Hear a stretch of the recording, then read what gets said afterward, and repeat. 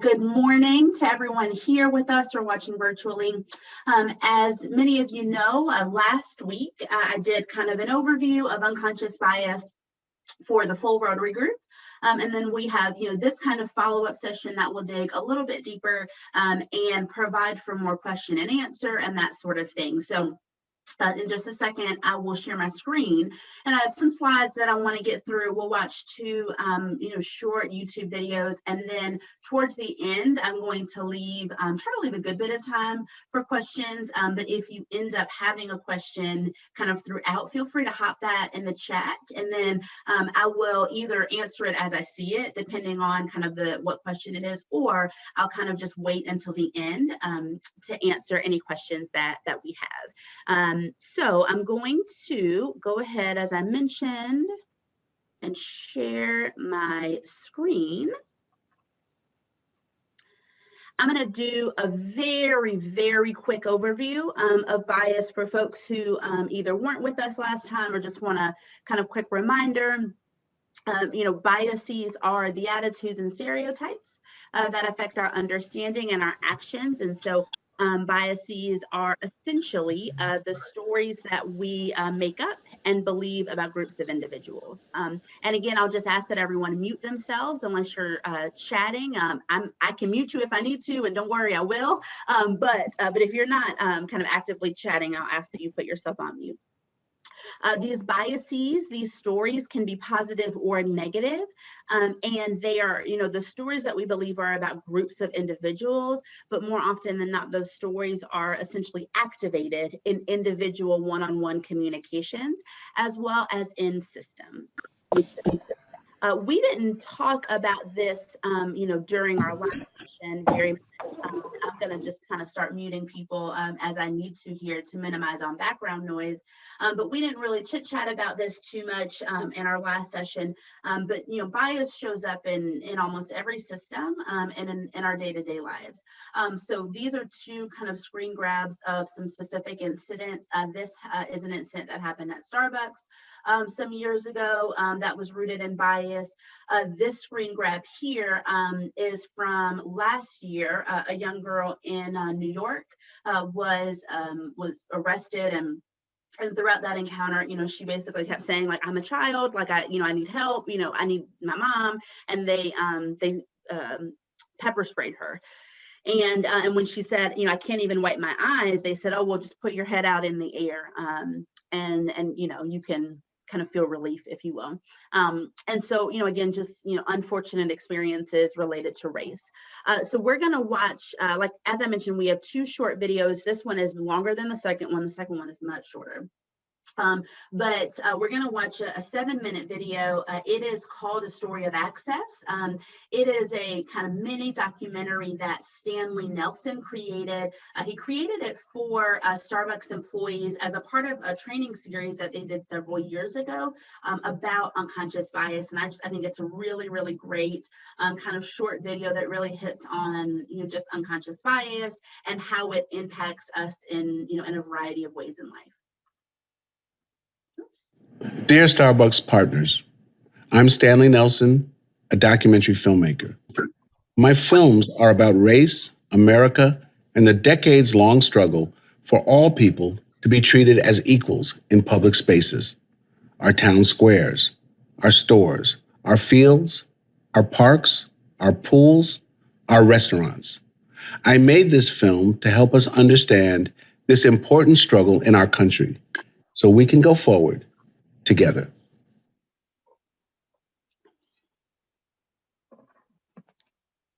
When I go into stores, sometimes I get followed, which is really annoying. And it just gives me, it just makes me uncomfortable. And sometimes I get anxiety, so I have to leave. Especially being a teen of color, they assume that you're doing something bad. I feel like I'm disturbing people by just being there. Like, people feel uncomfortable when I walk in. I guess I've kind of become numb to it after so many years. Like, this is just my life, and it's just something that I've gotten used to, unfortunately. I think all of us make that choice at some point of, am I going to take the burden of this interaction being comfortable, Or am I going to say, you take the burden of this interaction being comfortable? Because what I really want is a sandwich. Do you know what I mean? I don't want to fight. I'm hungry, right? I don't want to get into this with you, and I'm really not here to teach you this. But other times, it's like, okay, wait a minute. Lesson time.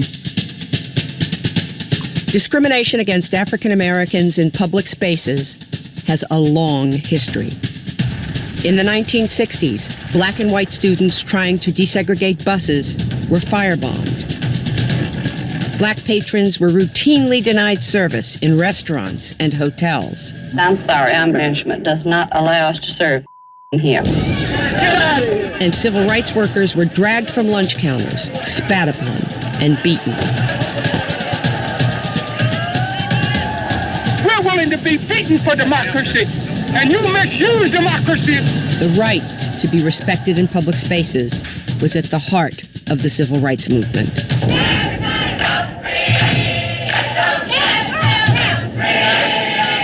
They keep thinking we begging them for something. We ain't begging for nothing. We're telling them what is ours right now. The freedom movement of the 1950s and 60s insisted that the United States live up to its Constitution and allow equal access for all. Finally, the Civil Rights Act of 1964 was passed, outlawing discrimination in public spaces. But changing the law doesn't always change reality. And being allowed in doesn't always mean being welcomed.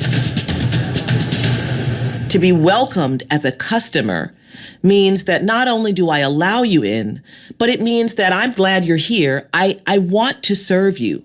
I want your business. And I don't draw distinctions between you and other customers in terms of your value.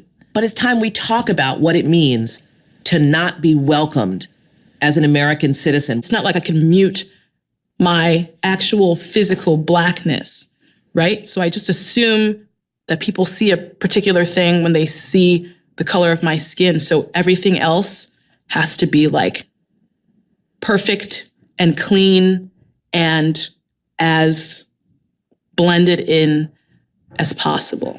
It's really just an arsenal of different masks, you know? And it happens every time I leave my house. When I leave my house, regardless of where I'm going, I'm just leaving my house. Just walking out the door. I'm not walking out the door thinking, what kind of hurdle am I going to run into today? What kind of way am I going to be judged? I walk out a free man. I just do my thing. I have to make sure that I have given enough space between myself and another patron or another commuter on the train, and just ensure that I'm not making someone uncomfortable. I have to make sure that my hands are visible when I walk into certain places so they make sure I'm not stealing. I try to make sure I make eye contact with people who may or may not be security or managerial staff, just to ensure that, I'm not here to hide anything. I watch my tone to make sure that I don't come off as threatening. Just leaving the house some days, it's sometimes it just keep you at home and just keep you away from everything. For more than 50 years, equal treatment has been the law. Yet, as we know from cell phone videos, the nightly news, and maybe our own experience, we still have a long way to go. Why are you following? Watch this. You think I'm stealing? You can follow me around the store the whole time. There she goes, she thinks I'm stealing. Your card is fake. You're going to jail. That's what I kept hearing. Unless you're spending money, we don't need. Oh, I'm not spending money? Because I'm black? Your manager does not like black people, honey. Yeah. Oh my God. Oh, this is wrong. Oh my God. Yeah. We just need to recognize that Black people are navigating the public space differently than white people, that women are navigating the public space differently than men, and not use the shortcut that has been wired into your brain because of the society that we live in, that tells you when you see me, you should be nervous or you should be worried. It brought me such despair to the day I recognized I had to explain this to my son, that he was going to, that this muddy river of racism, he was still going to have to walk through it. We hadn't dammed it. We hadn't dried it up. It was still there for him to go through. And I've got to somehow try to tell him, okay, off you go. The society I want to see is I want to be able to walk out the house just as free feeling as that white guy who said he doesn't worry about a thing when he walks out the door. I want to have that same expectation. Today, discrimination is against the law. It's the people and the systems that support our communities that must follow suit. No one's going to do it for us. What can you do to make our schools, our parks, our stores, our restaurants as welcoming and as inclusive as they can be? What kind of country do we want to live in? Who do we want to be?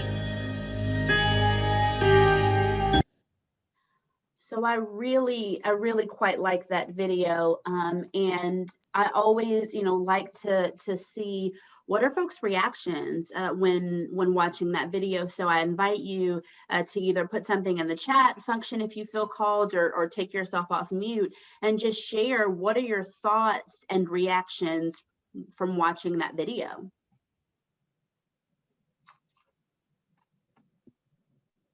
I like to share. Yeah.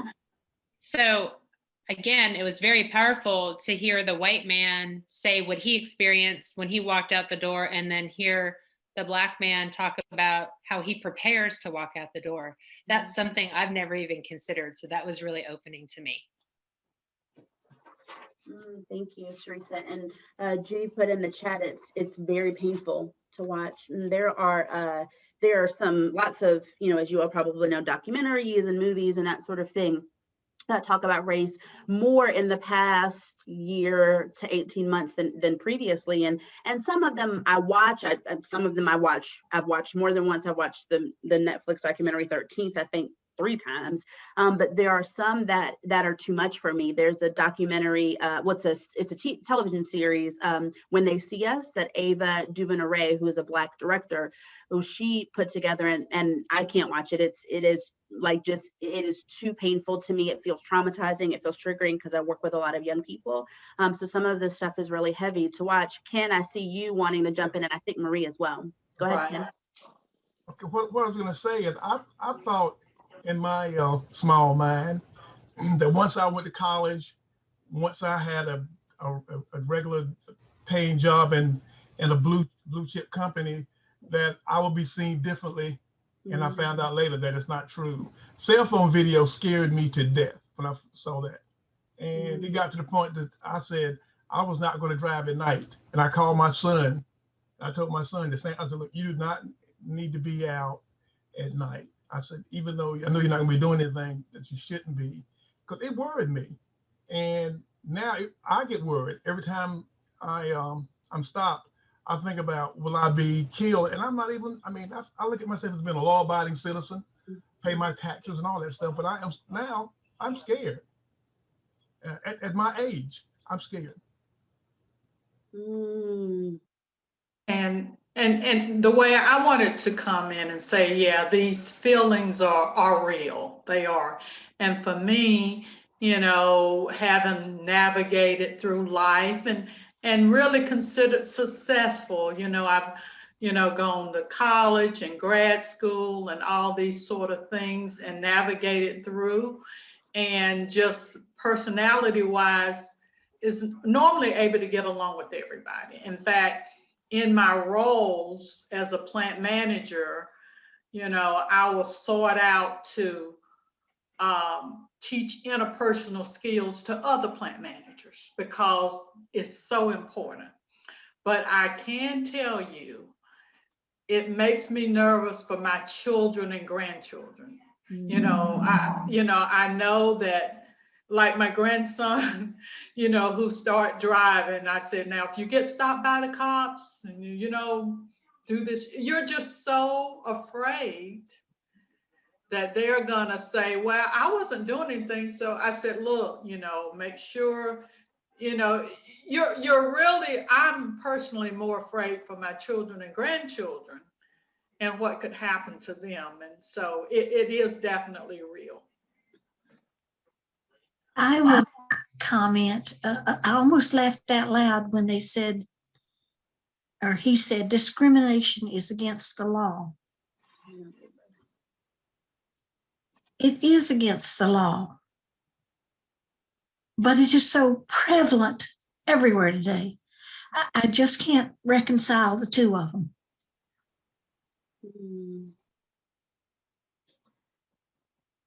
Yeah, there's a question in the chat about, and it was specifically, positioned to Marie and Kenneth, but I will repeat the question, but I will also, Kenneth and Marie, if you don't want to answer this question, you don't have to. I know that sometimes kind of having to discuss these things can be like emotionally laborious for Black folks. So know that you were off the hook if you don't want to answer this question. But the question specifically was, do you feel like things have improved or changed over time? And if so, in what ways? I think now it has changed some because you could end up getting a fair trial in a court system because the court's going to be mixed with different calibers of people. And just because a person is don't look like me don't mean they're going to be thinking different. They're open-minded too. People are open-minded too. Everybody don't think the same. I don't want to put everybody in a bundle and say this is the way all people think. So I think I can get a fair trial if through the court system, where before the courts were already stacked and I already knew where it was going to go already. And I'm thinking everybody doesn't feel that way, even though you might think they do, but I don't think everybody does. There are a lot of good people out there, and a lot of people speak up when they don't have to and say this is wrong. And I think, yes, it has changed from that system. I think so. I would say that, yes, I think, there has been some change, although, we have a long way to go. And I'm going to use my friend Jane, who's on the phone, on the Zoom as an example. I moved into a neighborhood. I was her next door neighbor. We were the only Black family in that neighborhood. And she treated my family just like any other family, with love and concern. In fact, our children grew up together. So you do see change and you do see examples of change, but you also still have people who do not act like or treat people like Jane treated me when I moved right beside her in this neighborhood. But I would like to say, go ahead, Jane. I would just like to say that's because of my experience. Because I grew up in Easley, went to Easley High, had a family who they were good, wonderful people, but they were traditional Southern people. But because I went in the Air Force and I was a pilot in the Air Force, and there was a very strong opposition to me being there as a female because we were some of the first women. And I felt how people hate you, how they don't think you're capable or you're qualified or that you can do the job. And if you do pass the same thing they pass, then obviously they let you by, you can't really do it.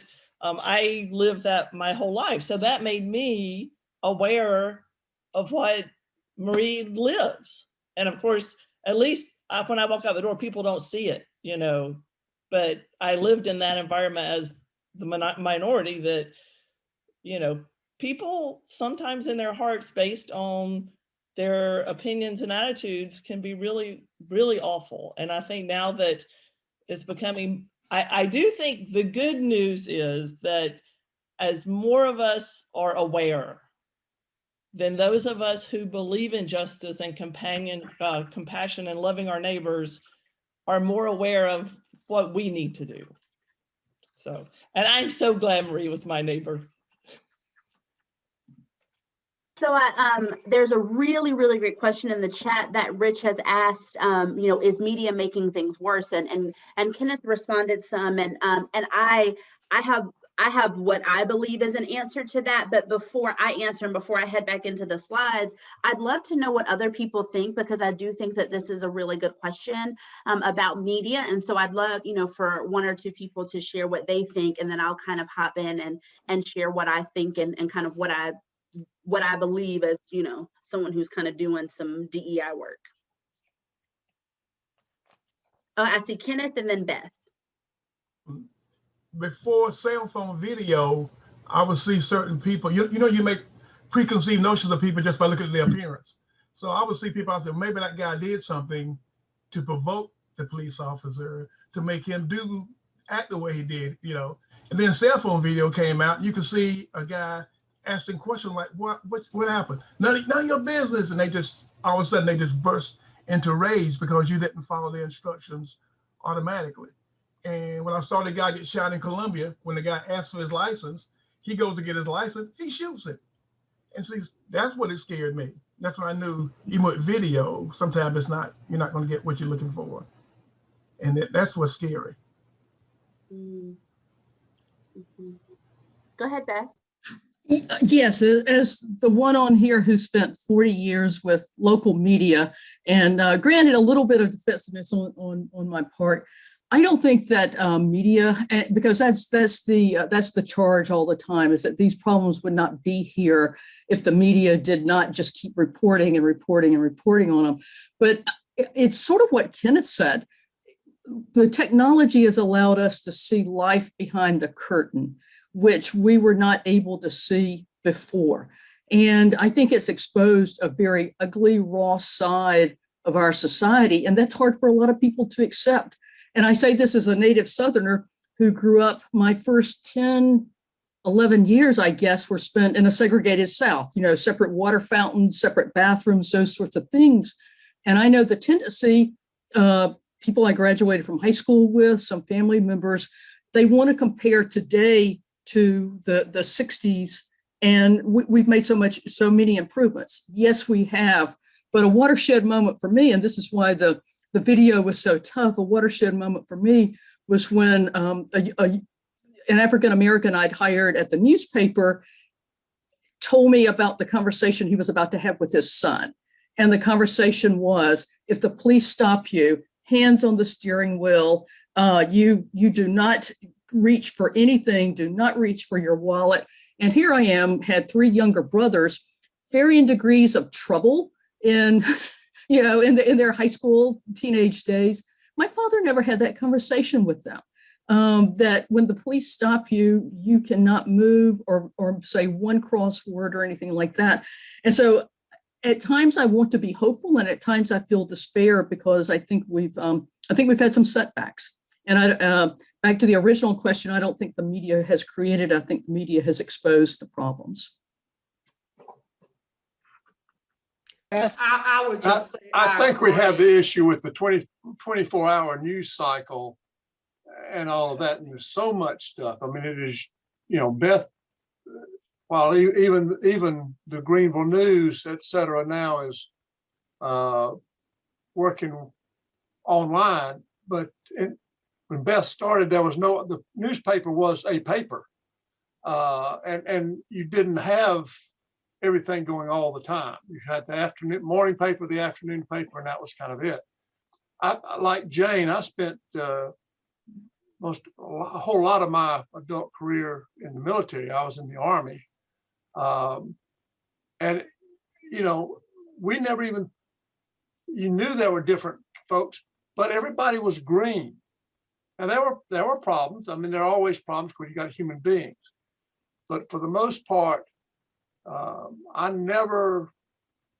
personally never saw an issue where race in my 24-year career was directly a presenting problem in something. There are lots of other problems you can have with soldiers, but soldiers can be very creative. But race was not the problem. And I think one of the things, Jane may or may not agree with this, but I think, all the way back to Harry Truman, but the military has in many ways been a role model for how things can be.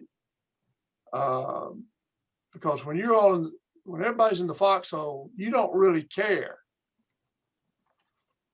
as long as the fella can shoot and hit stuff. You're not really going to be so worried about black, purple, pink, whatever. You're all in the same boat and you have the same mission. And it makes a real difference, I think, to be in that kind of an environment. And let's hear from Rich and Amy, and then I'm gonna take it back over. But let's hear from Rich and Amy. Let me just expand a bit on the media. I think one of the things that troubles me is that, and this is no reflection on you, Beth, in the newspaper, but it's in general that the media tends to concentrate on the negative and not on the positive. And there are so many good stories that should be relayed to the public to show the good works that are being done. And yet we concentrate on the cell phone videos and the other videos of people being attacked and hurt. And it's usually a black-white situation. I think that's very sad. I think it would be good if we went back and sort of did 50-50, 50% good stories and 50% issues and opportunities that we have to face. Amen. Go ahead, Amy. I've got lots of thoughts, but go ahead, Amy. I was just thinking along the lines of media, it's a whole new world because of social media. And one of the things that I think, similar to what Kenneth is saying that has impacted me is seeing videos on YouTube or things that, the media can always put a spin on things if it's a news channel. But if I'm watching a real live video that somebody recorded, there's no contradicting that. One of the things that really floored me was last summer during the George Floyd protest, seeing a YouTube video of cops in riot gear lined up across Main Street in front of the Westin Poinsett Hotel, where we have our Rotary Club meetings, shooting tear gas at the protesters. Peaceful protest with tear gas going on in downtown Greenville. I saw it with my own eyes in a video, but I didn't hear one word about it in the media. Yeah, so I'll kind of jump in and add a little bit of, add my perspective kind of about the media. So I think that on the whole, I think that things are very nuanced, right? So I think that in some ways, the media, kind of this, conglomerate of the media, in some ways does make it worse. And for me, I think specifically about, if I spend, all of my time, watching, MSNBC exclusively, right? That there will be a narrative that I hear and believe, right? And it may close me off to, to other ways of thinking and being. And there's the concept called confirmation bias that we're all susceptible to, where, I seek out information that confirms what I believe, and I discredit information that disconfirms what I believe, right? So I believe that America is systemically racist. It's what I believe, right? And if I were to watch media that said the opposite, I would, I could potentially find reasons to discredit that, to say that they're saying that for XYZ reason, right? Because I so much believe that. I do think, though, in some ways the media is helpful. I was just listening to an Instagram video that talked about this morning, but I believe this anyway. Black and brown people have been murdered in the streets for 400 years, right? But we didn't know necessarily, some of us didn't know. And because of COVID, we were all sitting at the house watching television, on the computers a lot more. And so when George Floyd was murdered, we all saw it, right? And we didn't have the busyness of our lives to distract us, right? So I think that in some ways the media is helpful, because we're able to see things, to Amy's point, to Kenneth's point, we're able to see, kind of exactly what's happening, when people have interactions that turn negative and potentially very dangerous. And I'm a millennial, so I don't read the newspaper, and I I read the newspaper online, right? I don't get a newspaper and sit and drink my coffee and read it. Although sometimes I wish that was what we still did. But I follow some of our local news channels on social media. And I've heard similar feedback, as to what Rich has said about, we're telling one side of the story. And I have two kind of thoughts about that. One, the media is a business, and they, they need to put out stories that get attention so that so that they can continue to keep their doors open. And at this point, because of the internet and social media, there are lots of places. I have several Instagram accounts I follow that are just wonderful, happy news, and they're just good things that are happening in the world. But I think that for such a long time, for hundreds of years, these stories that we're seeing were intentionally not communicated, right? And so, for some folks, it may feel like, gosh, all we're seeing are cell phone cams, and all we're talking about are negative things. But for others, it's like, thank goodness we're finally talking about it, because we were silent for so long, right? And I wish that I had to talk about race less. I really do, actually. I wish that I didn't have to talk about it so much because of the fact that we still have all of these issues, right, related to race in America and related to income, and very often the intersection of those, particularly in the South.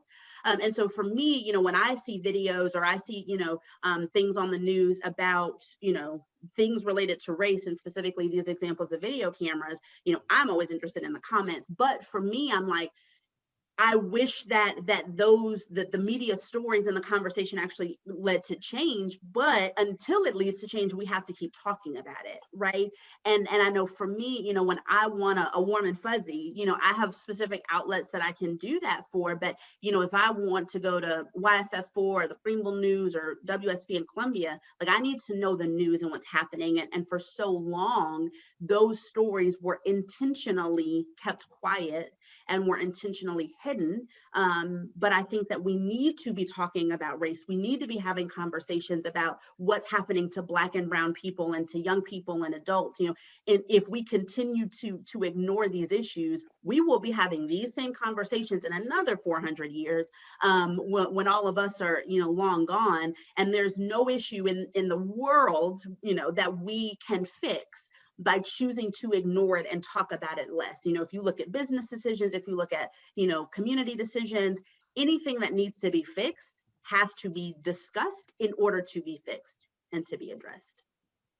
I'd like to pick up on that, Jessica. Yeah, absolutely. I have found it just very difficult that for years and years and years, Black Americans, Brown Americans have been telling us that this has been going on, but we've chosen to ignore it, or they didn't have the power to say it to the person that can do something about it.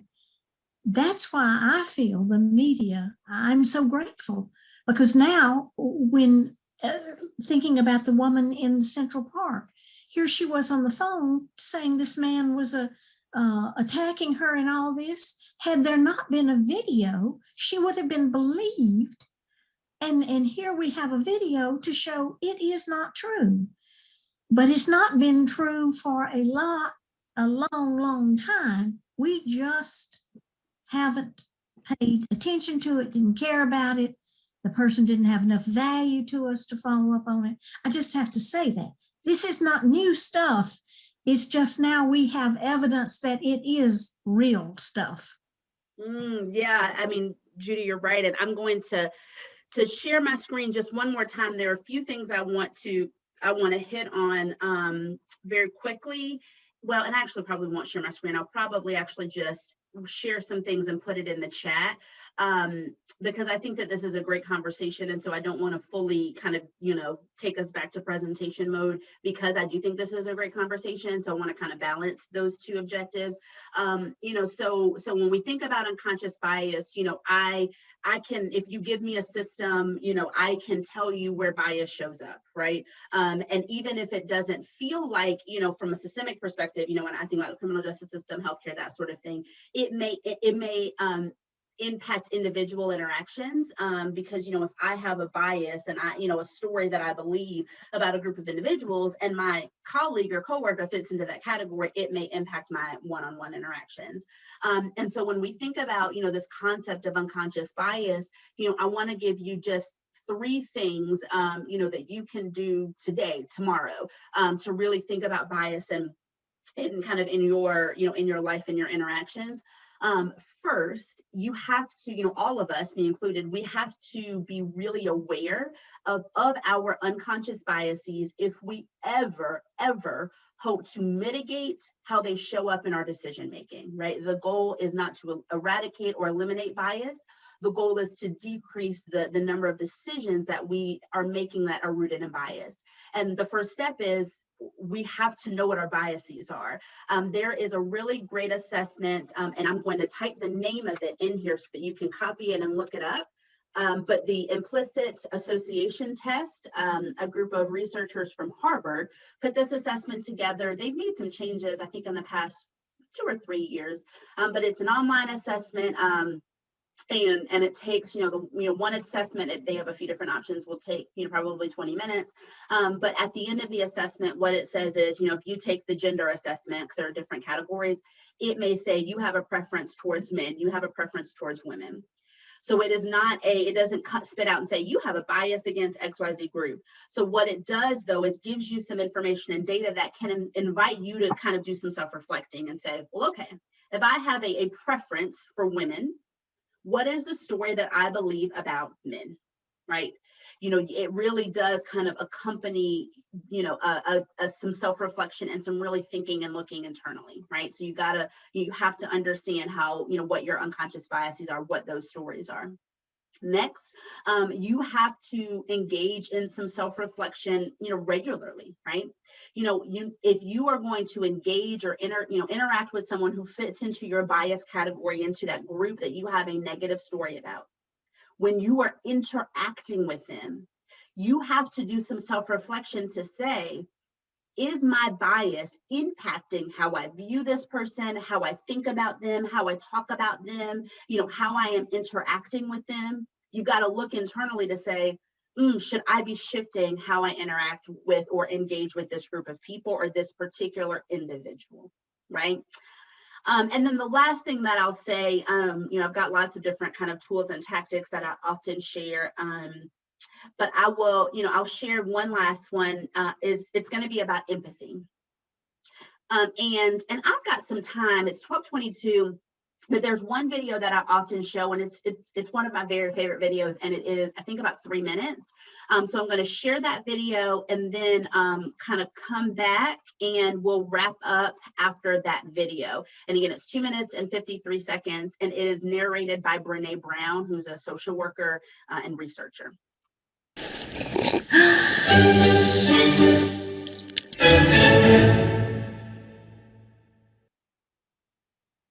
So what is empathy, and why is it very different than sympathy? Empathy fuels connection. Sympathy drives disconnection. Empathy, it's very interesting. Teresa Wiseman is a nursing scholar who studied professions, very diverse professions where empathy is relevant, and came up with 4 qualities of empathy. Perspective taking, the ability to take the perspective of another person or recognize their perspective as their truth. Staying out of judgment, not easy when you enjoy it as much as most of us do. Recognizing emotion in other people and then communicating that. Empathy is feeling with people. And to me, I always think of empathy as this kind of sacred space when someone's kind of in a deep hole and they shout out from the bottom and they say, I'm stuck, it's dark, I'm overwhelmed. And then we look and we say, hey, climb down. I know what it's like down here, and you're not alone. Sympathy is, ooh, it's bad, no, you want a sandwich? Empathy is a choice, and it's a vulnerable choice, because in order to connect with you, I have to connect with something in myself that knows that feeling. Rarely, if ever, does an empathic response begin with "at least." I had a, yeah.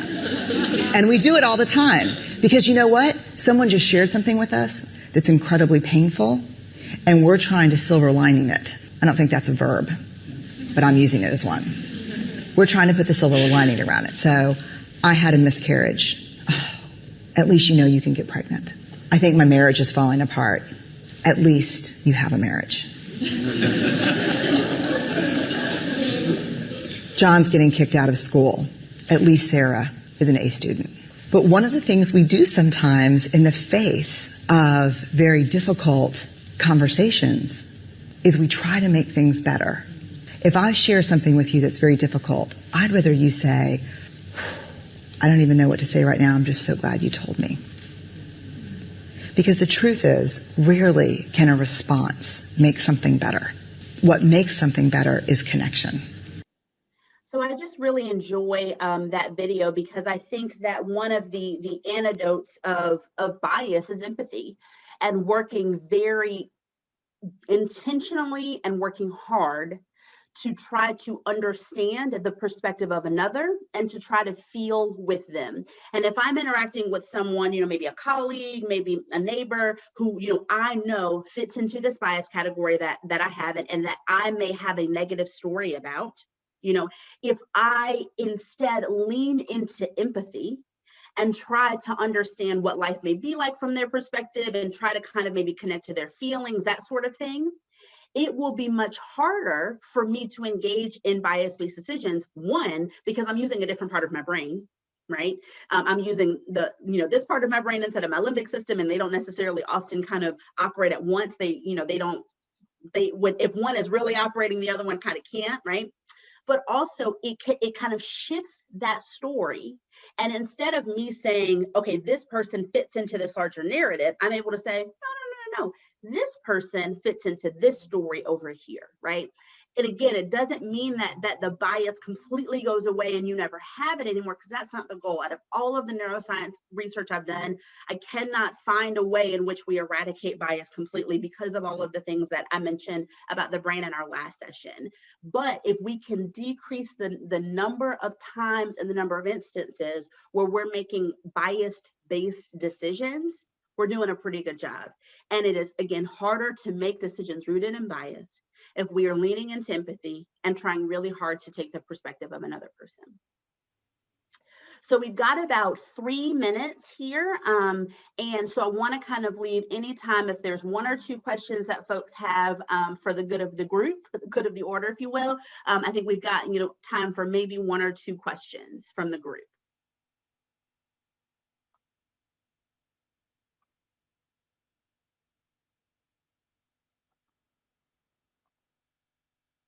I have a question. Yeah, go ahead. Jessica, what is the relationship of unconscious bias and conflict resolution? There's so much conflict in our society today.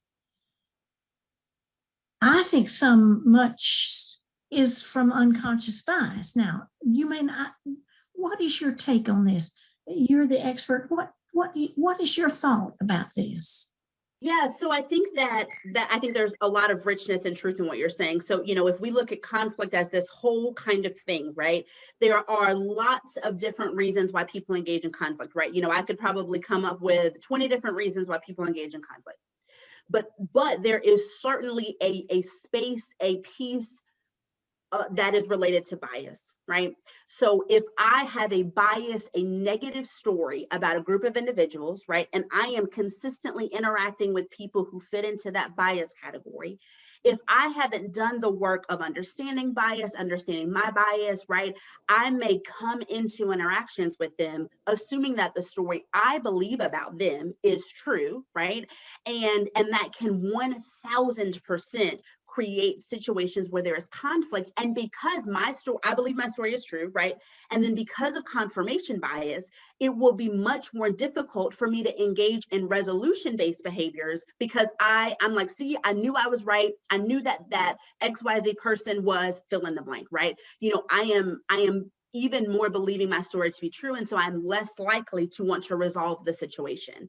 And so I think that that when we look at conflict as a whole, I think a piece of it, maybe 15, 20% of it may be able to be attributed to bias. So both unconscious bias and then, adding on to that confirmation bias, right? And so if I believe that you are not a good person, I am not particularly excited to find a way to resolve our conflict, so I think lots of reasons, but bias is most certainly part of that. And Bert, I feel like you might have had a question as well that we can ask your question and then wrap up. Well, it's not a question so much as an observation that if you actually get to know somebody, really get to know somebody, it's not an acquaintance, it's a friend at that point. Biases tend to go away. And because you're not making assumptions, the old thing about what happens when you assume, and the bias is a lot that way. Stereotypes work because we all know examples of that stereotype, whatever it is. But I think if you really get to know somebody, if you live with them, work with them, then and I think that's part of my observation about being in the Army. I mean, I think we were all in the same boat, though Kermit the Frog was right. It's not easy being green, but it's better than other stuff, So I think it's a matter of putting yourself out there and getting to know people, whoever it is. There's some people I don't want to know, but that's just kind of the way that is. But I mean, if there's somebody you say, well, I'm not sure what's going on there, get to know that person in an effective way, in a real way, and not just assume you know what they're thinking or what it means. One of my best friends at Furman long ago came our second semester, and it was a guy named Joe Vaughn, who was the first Black student at Furman. Like me, he was a Greenvillian, but he came out of a whole different part of Greenville than I did. But we became fast friends, and it's hard to have prejudices about somebody who's your friend. You learn to pick at each other a lot, but you don't have prejudices about it. To the point that we use the word that we're no longer supposed to use, but each of them, it starts with an N and ends with an R, but we used it of each other. I mean, we had gotten, it was, it's politically incorrect today, I guess, to think, but it was our pet name for each other. And we could do that. We could get away with it because we knew each other. And it was not anybody else's business. We knew what we meant by the term, and for us, it was a term of endearment.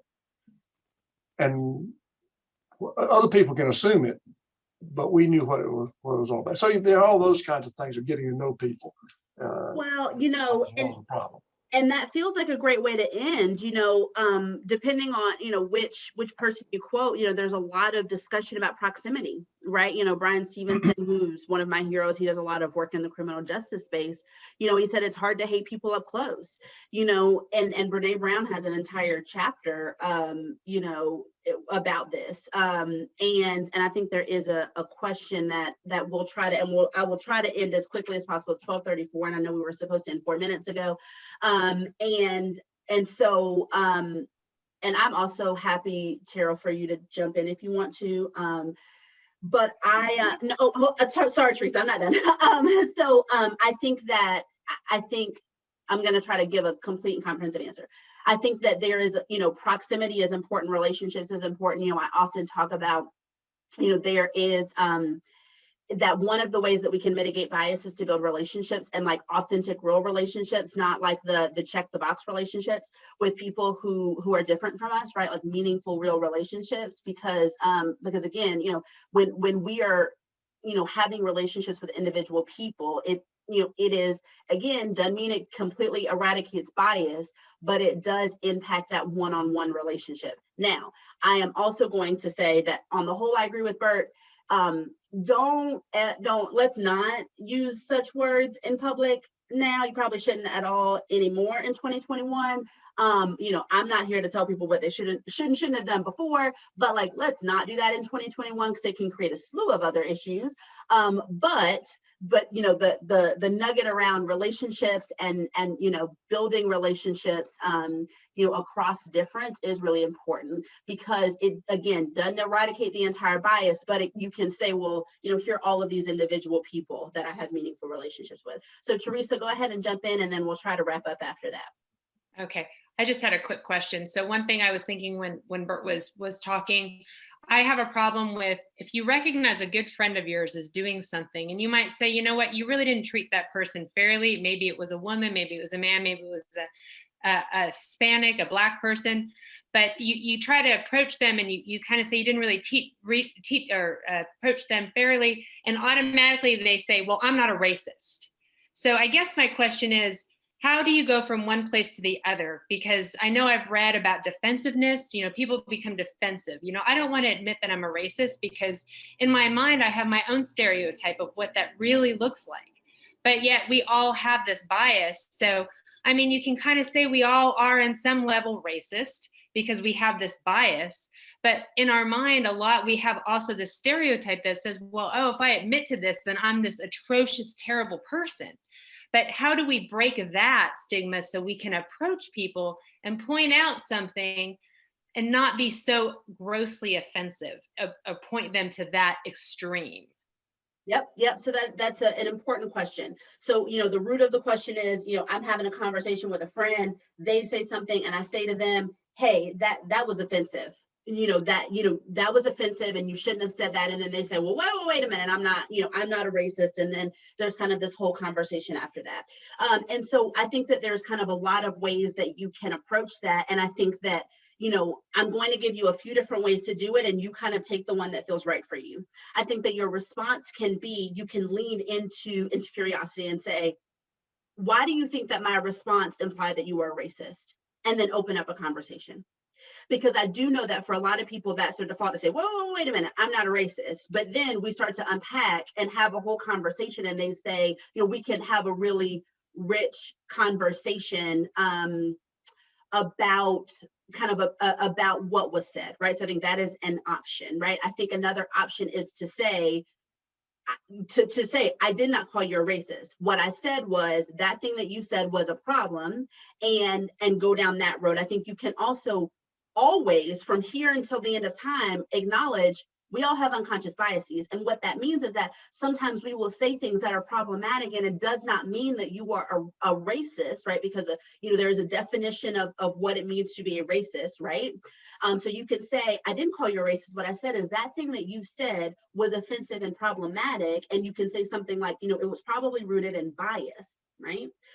You can also, I see that there's, in the chat, Ibram X. Kenny's book, How to Be an Anti-Racist. You can quote something from that. But I think that what you can do is kind of lean into a place of calling someone in and saying, I didn't call you a racist. Instead, I said this, right? And your what you said was probably rooted in unconscious bias, rooted in a story that you believe. But I think let's have a conversation about this, because that thing wasn't, it didn't mean you're a racist, but it doesn't mean you should repeat it again. Because what I think happens is when sometimes people say things and we push back and either say that comment was racist, because let's be clear, sometimes people do say things that are racist, right? And we should call it such. So, we may have to say that comment was racist, that comment was a problem, that comment was offensive.